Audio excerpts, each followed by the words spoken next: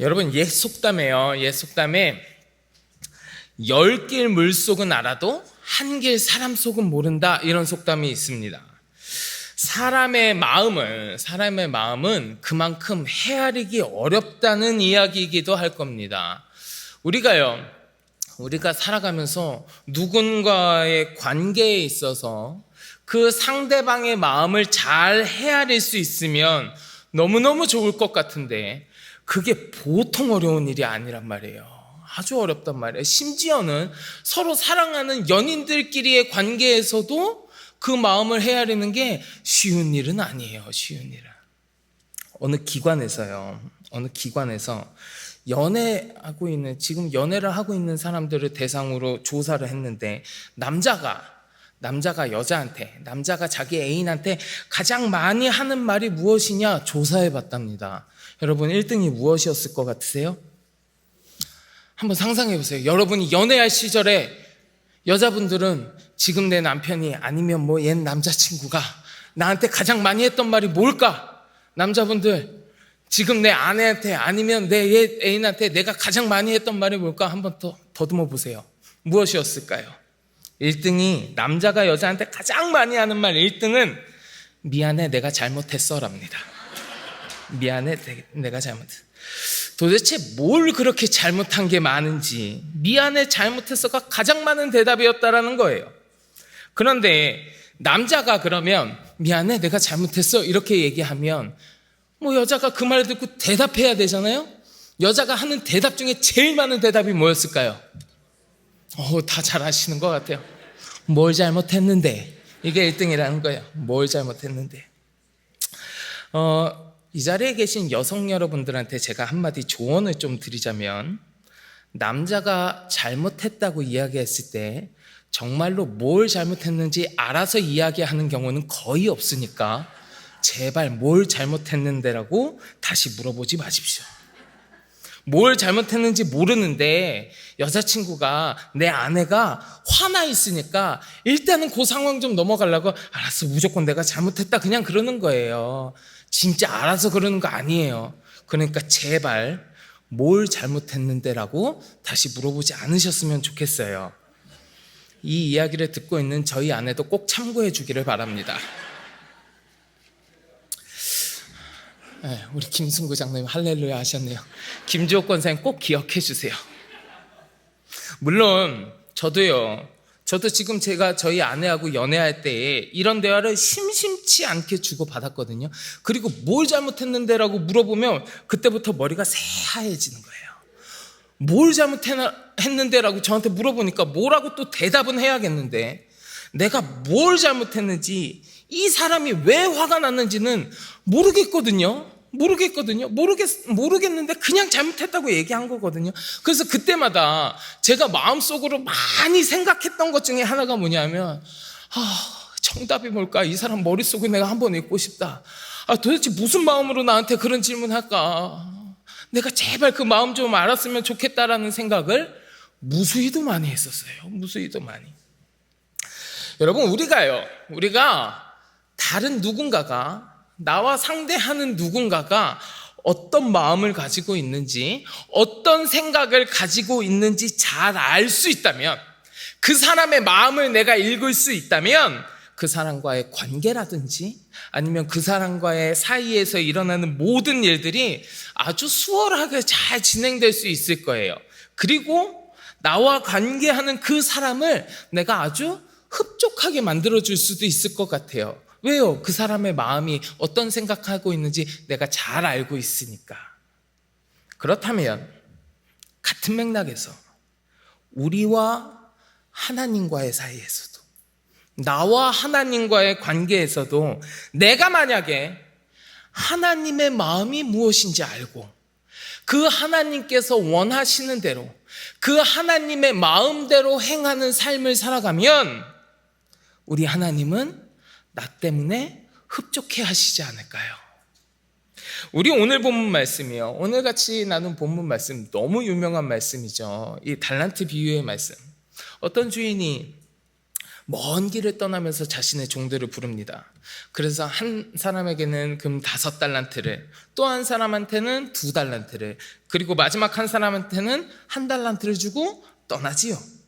주인이 떠난 후에 5달란트 받은 자는 어떻게 합니까? 그걸 가지고 가서 장사해가지고 또 5달란트를 법니다. 2달란트 받은 사람도 마찬가지로 가서 장사해서 그걸 가지고 또 2달란트를 법니다. 그런데 마지막 1달란트 받은 종은 그것을 꽁꽁 감추어 두고 있었습니다. 그리고 오랜 시간이 지난 후에 주인이 돌아와서 자기가 나누어진 그 달란트들을 어떻게 하는지 이제 결산하는 거예요.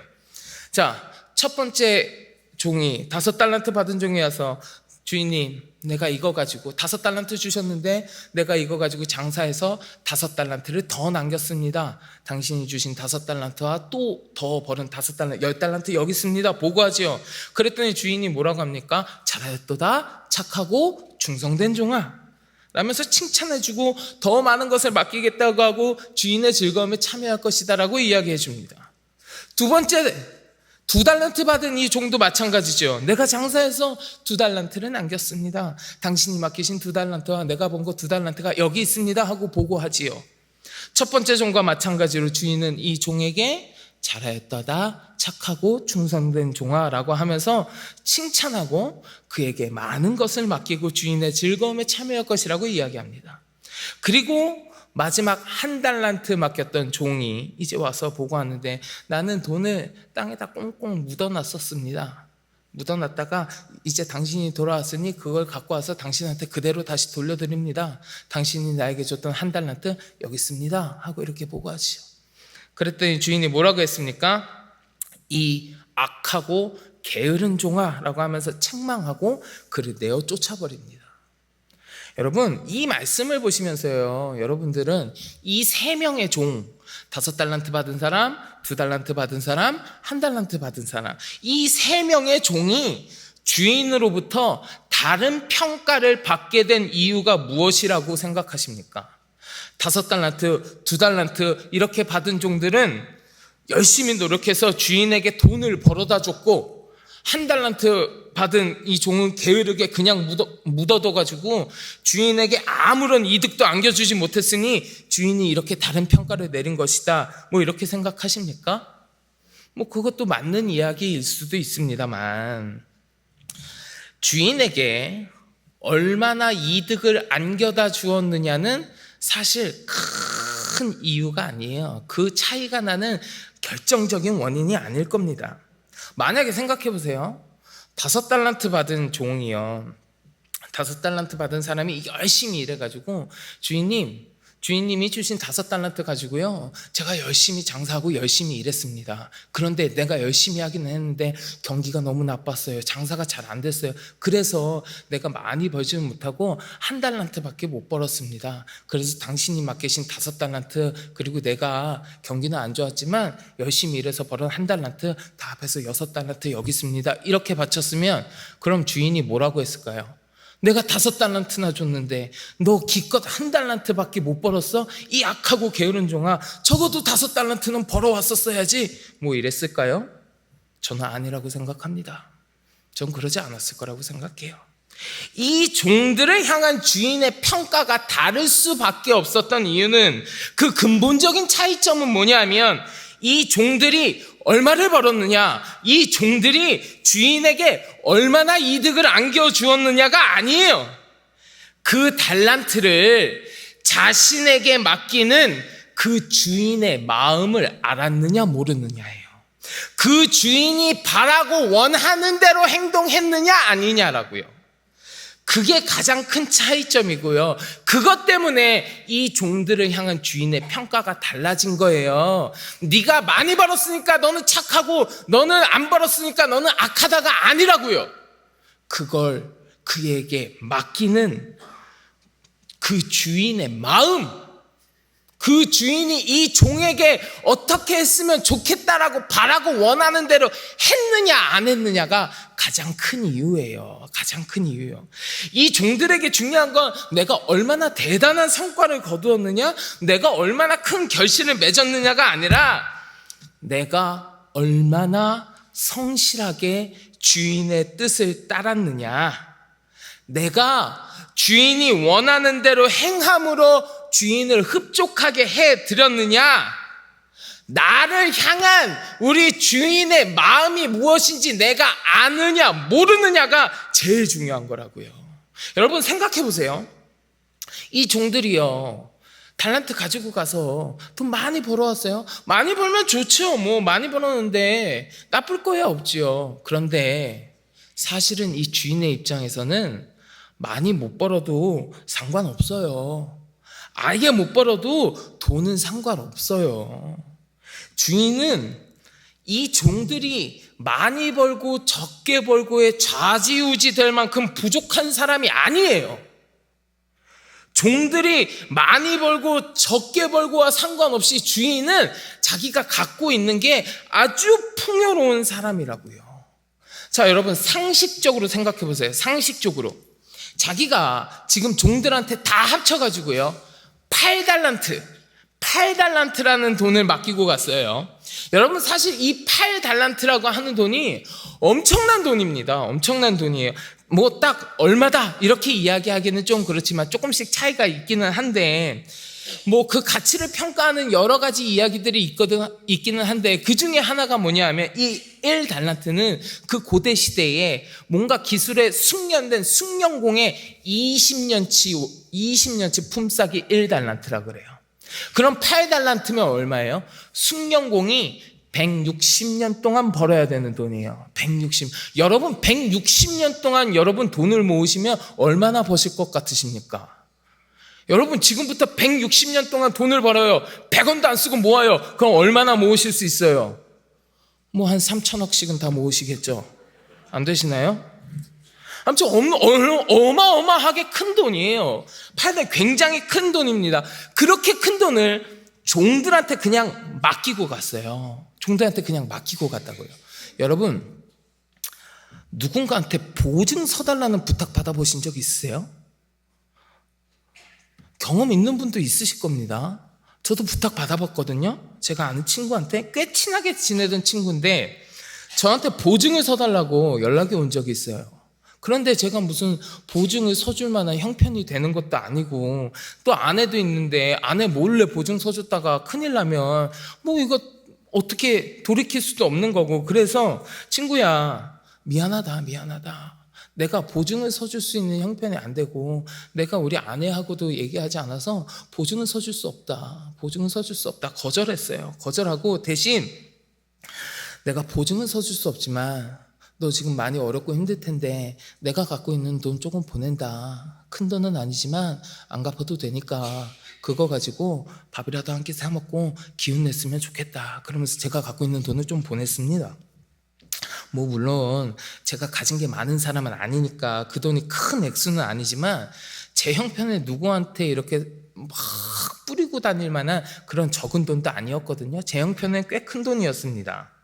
그런데 그 친구한테 보낸 돈이 저한테는 작은 돈이 아니기는 했지만, 그렇다고 해서 그 돈이 저한테 없어진다고 해서 제 삶을 무너뜨릴 정도의 액수는 아니었습니다. 무슨 이야기냐? 제가 이렇게 괜찮아, 야 써 하고 보낼 때는 그래도 제 삶이 무너지지 않는 선에서 보내는 게 상식이라는 거예요. 제가 무슨 제 친구한테 야 안 갚아도 되니까 써 하면서 무슨 제 전 재산을 줬겠어요? 그랬으면 야 꼭 갚아야 돼 그러면서 받을 때까지 막 전전긍긍했겠죠. 야 도대체 언제 갚을 거냐, 그거 없으면 나 큰일 나는데. 만약에 이 친구가 갚으려고 마음은 먹었는데 형편이 안 돼서 그거 못 갚으면 저는 어떡하라고요? 전 전 재산 잃어버릴 거 아니에요. 이 친구가 갚을지 안 갚을지 앞으로 어떻게 될지 모르지만 내 마음을 담아서 뭘 맡기고 뭔가를 줄 때는 적어도 그게 없다고 해서 내 삶에 타격을 받을 정도로 주진 않아요. 그냥 내 마음을 잘 담아서 보내는 정도예요. 그게 보통의 상식이란 말이에요. 그게 보통의 상식이에요. 저도 그 정도 선에서 제 마음을 표현했었단 말이에요. 자, 주인이요, 종들한테 맡기고 간 돈이 정말 어마어마한 액수입니다. 큰 돈이에요. 그런데 상식적으로 생각해 보세요. 주인은 그 돈이 없어도 그 주인의 삶에 타격을 받거나 갑자기 한순간에 거렁뱅이가 되거나 그러지 않아요. 그 정도의 돈이라면 그냥 종들한테 맡기고 가버렸었겠어요?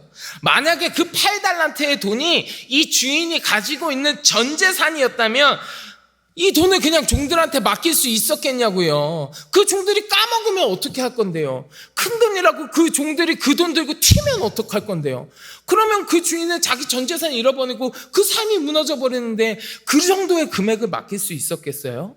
8달란트라는 돈은 굉장히 큰 돈이지만 이 주인의 입장에서는 그 돈은 자신의 삶에 영향을 끼칠 정도의 돈은 아니라는 거예요. 무슨 이야기냐? 이 주인은요, 이 종들한테 맡긴 것이 없어도 이미 더 풍성한 많은 것을 갖고 있는 사람이에요. 그러니까 이렇게 이 8달란트가 엄청나게 큰 돈이지만 주인은 그것이 없어도 될 만큼 더 큰 풍요로움을 가지고 있는 사람이니 이게 상식적으로 생각하면 그러지 않았겠냐고요. 그러니까 이 주인에게 중요한 건 뭐예요? 그 돈을 가지고 이 종들이 얼마를 벌었느냐가 아니라 내가 이 종들한테 이 돈을 줄 때에 얘들이 이것을 가지고 어떻게 했으면 좋겠다라고 내가 바라는 마음이 있는데 얘들이 내 마음대로 했느냐 안 했느냐라고요. 얼마를 벌었느냐보다 더 중요한 거 그것을 맡기는 주인의 마음대로 했느냐 안 했느냐. 이게 주인의 기준인 거예요. 이 종들을 평가하는 주인의 기준은 이거라고요. 그래서 이 기준을 가지고 내 마음을 흡족하게 한 종은 칭찬받는 거고요. 그 기준, 내 뜻을 전혀 깨닫지 못하고 내 마음대로 하나도 행동하지 않은 종은 책망하는 거예요. 그러니 종들에게 가장 중요한 건 뭐예요? 종들에게 가장 중요한 거 주인의 것을 얼마나 뿔리느냐가 아니에요. 종에게 가장 중요한 것은 그 주인의 마음을 아느냐 모르느냐, 주인의 뜻대로 하느냐 안 하느냐라고요. 그러면 여러분, 우리와 하나님의 관계도 똑같지 않겠습니까? 우리와 하나님의 관계 속에서도 이 이야기가 똑같이 적용되지 않겠어요? 우리가 하나님의 뜻이 무엇인지, 하나님의 마음이 무엇인지 아는 게 중요하지 않겠습니까? 내가 내 생각대로 사는 것이 아니라 나의 주인 되시는 우리 하나님의 뜻대로 행하면서 살아가는 것이 중요하지 않겠어요? 내 삶이 내 마음대로 내 생각대로 행하면서 살아가는 삶이라면 결국에는 우리 하나님으로부터 악하고 게으른 종아라는 평가를 받게 되겠지만, 내가 하나님의 뜻을 알고 우리 하나님의 마음을 알아서 주님께서 바라고 원하시는 대로 행하면서 살아간다면 내 삶이 결국에는 착하고 충성된 종아라고 칭찬받는 삶이 되지 않겠냐고요. 종된 우리들은 주인이신 하나님의 마음이 어떠한지를 아는 게 중요해요. 내 삶의 방향이 주인 되신 우리 하나님이 원하시는 방향이 되어야지, 하나님의 마음은 전혀 모르고 내 삶의 방향을 내 욕심, 내 생각, 세상의 것에 맞추어서 잘못된 방향으로 나아간다면 그 끝은요, 오늘 본문에 나오는 책만 받은 종처럼 돌이킬 수 없는 결과를 맞이할 수밖에 없게 될 거예요. 여러분, 미국에 글로버 클리블랜드라고 하는 대통령이 있었습니다. 이 사람이 미국의 22대, 24대 이렇게 두 번이나 미국에서 대통령을 한 사람이에요. 이 사람에 대한 예화가 한 가지 있는데, 이 사람은요, 이 대통령의 아버지가 목사님이었어요. 목사님의 자녀 9명의 자녀 중에 5번째로 태어난 사람이 이 클리블랜드라는 대통령입니다. 그런데 이 사람이 젊었을 적에 좀 잘못된 길로 갔었나 봐요. 잘못된 길로 걸었던 것 같아요. 어느 날 이 클리블랜드 대통령이 젊었을 때 자기 대학 동기하고 둘이 같이 술집을 가고 있었습니다. 둘이 같이 술 마시고 즐기려고 술집을 가고 있었는데, 가던 길에 이 클리블랜드가 교회에서 흘러나오는 찬송가 소리를 들었어요. 이 사람은 아버지가 목사님이잖아요. 그러니까 교회를 다녀봤겠죠. 술집을 가는 길에 찬송가 소리가 들리니까 마음에 무슨 동기가 있었던지 그 소리를 듣고서 술집을 가던 발길을 돌려가지고 교회로 갔습니다. 근데 그 교회에서 마침 부흥회를 하고 있었대요. 그 부흥회에 참석했었고요. 거기서 이 클리블랜드가 큰 은혜를 받은 거예요. 큰 은혜를 받아서 그 후에는 그는 지금까지 자신이 술 먹고 방탕하게 살았던 그 잘못된 생활을 다 청산하고 내가 이제는 하나님의 뜻대로 살아야겠다고 결심하고 신앙생활을 열심히 하기 시작했다는 겁니다. 그리고 시간이 지나고 이 클리블랜드가 대통령에 당선이 됐어요. 대통령이 당선이 되고 취임식을 한다는 소식이 막 뉴스에 신문에 많이 나왔습니다. 그런데 어떤 교도소에서 어떤 한 사람이 그 신문 기사를 보면서 눈물이 뚝뚝 흘리더라는 거예요. 눈물이 뚝뚝. 그래서 간수가 그 사람한테 왜 당신 신문 보면서 울고 있냐고 물어봤더니 대통령하고 자기하고 대학 동기라는 거예요. 이 대통령하고 나하고 대학 동기입니다. 아주 오래전에 내가 대학 동기 이 친구와 같이 지낼 때 우리 둘이 같이 술을 마시러 가고 있었는데 갑자기 어디서 찬송가가 들렸는데 이 친구가 갑자기 교회로 갔습니다. 그리고 나는 그냥 그대로 혼자서 술집에 갔습니다. 그리고 계속해서 술을 마시며 세상 유흥 가운데 그것을 즐기면서 살아갔습니다. 그러다가 술값이 모자라면 범죄하기도 하고 그 범죄가 쌓이고 더 죄를 짓다가 결과적으로 지금 내가 여기까지 오게 됐습니다.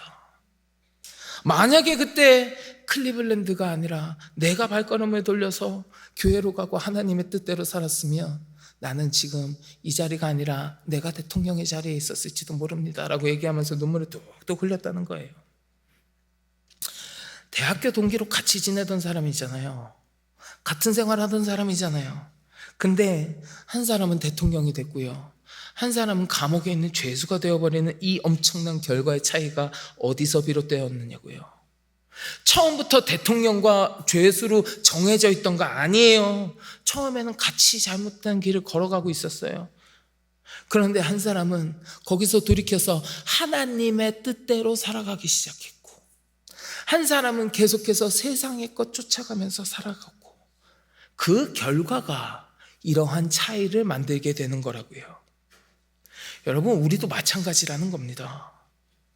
하나님의 마음을 아는 사람은 내 생각을 내세우지 아니하고 하나님이 원하시고 바라시는 대로 살아가겠지만 하나님의 마음을 모르는 사람은 전혀 다른 삶을 걸어가게 된다고요. 그래서 그 결과가 어떻게 됩니까? 하나님의 마음을 알고 그 뜻대로 살아간 사람은 착하고 충성된 종이 되지만 그렇지 아니한 사람은 악하고 게으른 종으로 나뉘게 되는 거예요. 이때 가서는 땅을 치고 통곡해도 소용없습니다. 그렇기 때문에 우리는 지금 나를 향하신 우리 하나님의 마음을 알아야 해요. 하나님의 마음을 모르면 내가 아무리 신앙생활 한다고 해도 제대로 된 올바른 신앙생활이 될 수 없습니다. 왜냐하면 하나님의 마음을 모르면 나의 신앙생활의 삶의 방향이 처음부터 틀어져 버리는 거거든요. 사랑하는 성도 여러분, 이 시간 함께 하시는 우리 성도 여러분 모두가 하나님의 마음을 잘 아셨으면 좋겠습니다. 그래서 내 마음대로 세상이 원하는 대로 살아가는 것이 아니라 하나님께서 원하시는 대로 하나님께서 뜻하신 대로 살아감으로 말미암아 착하고 충성된 종이라고 칭찬받는 우리 모두의 삶이 되기를 주의 이름으로 간절히 축원합니다. 자, 그러면요 여러분, 우리가 하나님의 마음을 알고 그 뜻대로 살아가는 주의 종이 되어야겠다라는 것까지는 같이 나눴는데, 그러면 내가 어떻게 해야 하나님의 마음을 알 수 있을까요? 내가 어떻게 해야 하나님의 뜻을 정확히 깨달아 알 수 있을까요? 어떤 동네에요, 애기들이 노는 키즈 카페가 하나 있었대요. 키즈 카페 다 아시죠? 거기에 애기들이 막 모여서 놀고 있었는데 갓난아기 4명이 모여가지고요, 갓난아기 4명이 모여서 서로 지들끼리 이렇게 둘러앉아가지고 자기 마음을 너무 몰라주는 답답한 상황에 대해서 토론을 하기 시작했대요. 야, 우리가 아기라고 다들 무시하는 것 같은데 정말 답답할 때가 언제인지 한 가지씩만 얘기해보자. 그래서 서로 얘기하기 시작했대요. 그랬더니 첫 번째 아기가 대답했습니다. 나는 기어다니기도 힘든데 자꾸 걸어봐 할 때 너무 힘들어. 그랬더니 그 얘기를 들은 두 번째 아기가 대답합니다. 나는 너무 더운데 자꾸 춥지 하면서 긴 옷 입히고 포대기에 감싸 안고 갈 때 너무 힘들어. 그랬더니 세 번째 아기가 대답하는 거예요. 나는 너무 배고파 죽겠는데 자꾸 졸리지 하면서 토닥토닥하고 재울 때 너무 힘들다고. 마지막 아기가 대답합니다. 나는 엄마 아빠 하기도 힘든데 자꾸 와서 할머니 해보라고 할 때 너무 힘들어. 그냥 웃자고 하는 이야기지만 실제로요, 우리 엄마들이, 아빠들도 마찬가지죠. 처음에 아기를 낳고 그 갓난아기가 앙 하고 울면요, 왜 우는지 몰라요. 얘가 배가 고파서 우는지 졸려서 우는 건지 모릅니다. 저하고 저희 아내도요, 저희 아들 예완이가 아기 때 막 울길래 얘가 졸려서 그런 줄 알고 예완아 졸려 자라 토닥토닥 막 한잠 들고 어르고 하는데 얘가 계속 우는 거예요. 울음을 안 그치는 거예요. 알고 봤더니 기저귀에 오줌 싸갖고 우는 거였어. 그래서 기저귀를 갈아줬더니 단박에 울음을 그치더라고요. 우리 부모님들 그렇게 아이가 왜 우는지 그 이유를 몰라가지고요, 기저귀 한번 벗겨봤다가 아니네, 졸려서 그런가 막 안아봤다가 아이고 이것도 아닌가 보네 그러면서 우왕좌왕하던 초보 부모일 때가 다 있으셨을 겁니다. 그런데요, 이 아이를 계속 키우면서 아이와 함께 지내는 시간이 점점 많아지다 보면 나중에 어떻게 됩니까? 얘가 앙 하는 소리만 들어도 배가 고파서 우는 건지 아니면 무슨 오줌 싸서 우는 건지 졸려서 우는 건지 다 같은 앙인데 그 앙이 다 다르게 들려요. 오랜 시간 이 아이와 계속 같이 있다 보니까 아이가 원하는 것이 무엇인지 이 아이의 마음을 확 알게 되는 거예요. 오래 같이 있으니까. 그러면 나를 향하신 주님의 마음이 무엇인지 아는 것도 마찬가지 아닐까요? 우리가 처음부터 나를 향하신 주님의 마음이 무엇인지, 하나님의 마음이 무엇인지 정말 토시 하나 틀리지 않고 정확하게 다 깨달아 아는 사람은 아마 없을 겁니다. 그러나 우리가 믿음 생활하고 우리가 신앙 생활하면서 우리가 주님과 함께 하는 시간이 많아지면 많아질수록 우리가 주님의 마음을 조금씩 더 알아가게 되는 거예요. 그러다가 결국에는 주님의 뜻에 맞게 살아가는 참된 신앙의 내 모습이 되어지게 되는 거라고요. 내가 주님의 마음이 무엇인지 깨달아 알고 주님의 뜻대로 살아가기 위해서는 주님과 함께 하는 시간을 더 많이 가져야 하는 거예요. 그러면 여러분, 주님과 함께하는 시간을 갖는다는 건 무엇이겠습니까? 그건 여러분들도 이미 알고 계실 겁니다. 여러 가지가 있겠지만 하나님 앞에 예배하는 그 시간, 그 예배 자리에 참석하는 거, 이 시간 여러분들 예배 자리 가운데 나와 계시잖아요. 지금 여러분들이 하나님과 함께하고 계시는 거예요. 내 삶 속에서 주님께서 우리에게 이야기해 주시고 우리 하나님에 대해서 기록해 놓은 이 말씀을 늘 가까이 하고 묵상하는 거예요. 이게 우리 주님과 함께 하는 거예요. 내 마음을 주님 앞에 내어놓으면서 하나님 앞에 기도하는 그 시간이 우리 주님과 함께 하는 시간이에요. 예배하며 말씀 보며 기도하며 이런 것들이 다 내가 주님과 함께 하는 시간 아니겠습니까? 그리고 그런 것들을 넘어서서 내 마음에 언제나 우리가 주님을 품고 살아간다면, 내가 우리 하나님을 품고 하나님과 늘 같이 한다는 마음으로 살아간다면 내 삶 전체가 우리 주님과 함께하는 시간이 될 테고요. 그러면 내가 점점 더 우리 주님의 마음을 알아갈 수 있지 않겠어요? 제가 아는 어느 목사님이요, 주일날 오후 예배 시간에 예배를 드리는데 눈을 지그시 감고 앉아 계시는 거예요. 눈을 지그시 감고 앉아 계시는데 미동도 하지 않으시는 거예요. 눈만 감고 가만히 앉아 계세요. 그래서 제가 뒤에서 그 목사님을 보면서 이 목사님이 눈을 감고 예배를 드리는 걸까 아니면 자고 있는 걸까 너무 궁금한 거예요. 그렇다고 예배 드리시는 목사님 뒤에 가서 목사님 주무세요 이렇게 물어볼 수도 없고, 그래서 예배 끝나고 목사님한테 갔습니다. 목사님, 아까 예배 시간에 졸고 계셨죠? 물어봤어요. 졸고 계셨죠?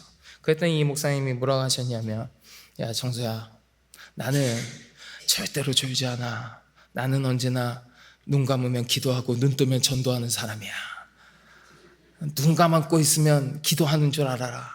내가 눈 뜨고 있으면 다 전도하고 있는 줄 알아. 그렇게 얘기하시는 거예요. 물론 서로 간에 가벼운 농담조로 이야기한 거기는 하지만 저는 정말로 내 삶이 그랬으면 좋겠다라는 생각을 한 적이 있습니다. 내가 눈을 감든지 아니면 눈을 뜨든지 언제나 내 삶의 모든 순간이 우리 하나님을 생각하고 하나님과 함께하는 삶이었으면 좋겠다고 생각했었습니다. 내가 하나님과 함께하는 그 순간이 많아지면 많아질수록, 내가 하나님을 묵상하는 시간이 많아지면 많아질수록 내가 하나님을 점점 더 많이 알아갈 수 있을 테니까요. 사랑하는 성도 여러분, 여러분들의 삶에 하나님과 함께하는 시간이 더욱더 많아지셨으면 좋겠습니다. 그래서 이 시간 함께 하시는 우리 성도 여러분들 모두가 여러분들을 향하신 우리 하나님의 마음을 더 잘 알게 되어서 하나님의 뜻대로 살아가는 거룩한 주의 종들이 다 되셨으면 좋겠습니다. 여러분들의 삶이 이러한 삶이 되시기를 주의 이름으로 간절히 축원합니다. 자, 우리 아까 부른 찬양 중에요. 아까 부른 찬양 중에 마지막 찬양 혹시 기억하십니까? 하나님 아버지의 마음이라는 찬양을 같이 했었는데, 이 찬양의 가사가 이 자리에 계신 우리 성도 여러분들의 고백이 되었으면 좋겠습니다. 제가 그 찬양의 가사를 한번 읽어드릴게요. 여러분 이 가사를 묵상하면서 한번 들어보셨으면 좋겠습니다. 눈을 감으셔도 좋고요. 잘 한번 들어보세요. 아버지, 당신의 마음이 있는 곳에 나의 마음이 있기를 원해요. 아버지, 당신의 눈물이 고인 곳에 나의 눈물이 고이길 원해요. 아버지, 당신이 바라보는 영혼에게 나의 두 눈이 향하길 원해요. 아버지, 당신이 울고 있는 어두운 땅에 나의 두 발이 향하기 원해요. 나의 마음이 아버지의 마음 알아 내 모든 뜻 아버지의 뜻이 될 수 있기를, 나의 온몸이 아버지의 마음 알아 내 모든 삶 당신의 삶 되기를. 우리 마지막으로 이 찬양 한번 같이 부르시고 말씀을 맺도록 하겠습니다.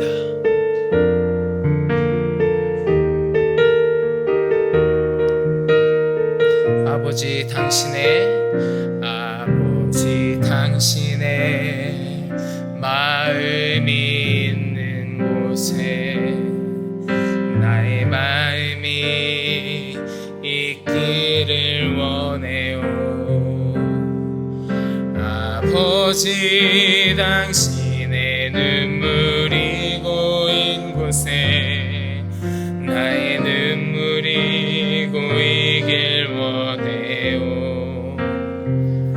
아버지, 당신이 바라보는 영혼에게 나의 두 눈이 향하길 원해요. 아버지, 당신이 울고 있는 어두운 땅에 나의 두 발이 향하길 원해요. 나의 마음이 아버지의 마음 알아 내 모든 뜻 아버지의 뜻이 될 수 있기를, 나의 온몸이 아버지의 마음 알아 내 모든 삶 당신의. 자, 마지막으로 한 번 더. 나의 마음이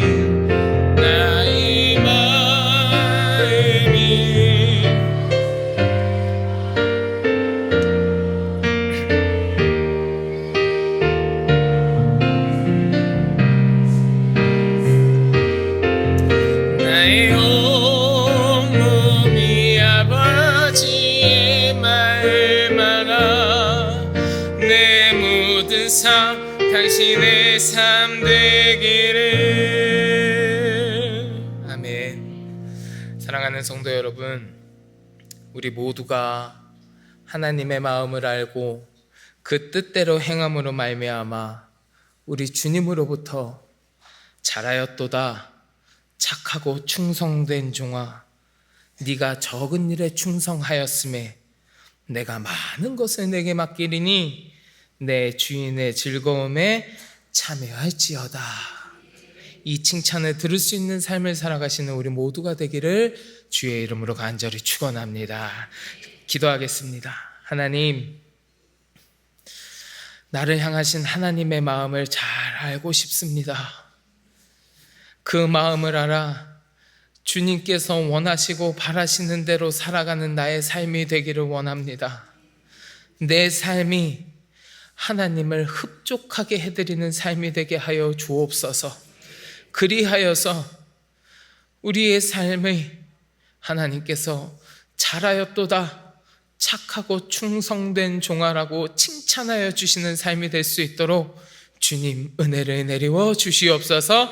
감사드리며 예수 그리스도의 이름으로 간절히 기도드립니다. 아멘.